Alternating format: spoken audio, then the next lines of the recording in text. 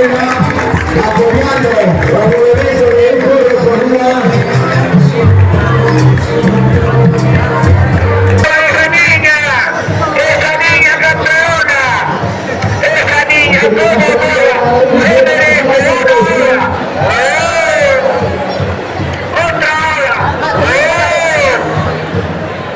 Buenas tardes a todos. Antes de nada, queremos dar las gracias a todos y a todas por hacer de esta edición una edición histórica y además en el 25 aniversario.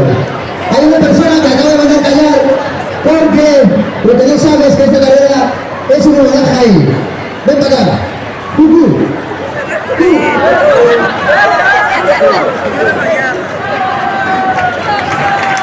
Esta es la carrera por cumplir 25 años y es un homenaje a la ciudad.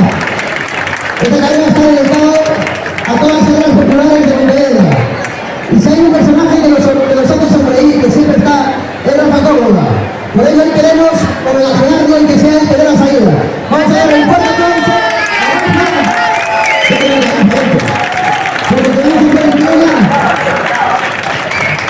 Podemos hacer entrega de un detalle y para arriba. ¡Por fin le vamos a regalar el tiseo! ¡Por fin el tiseo!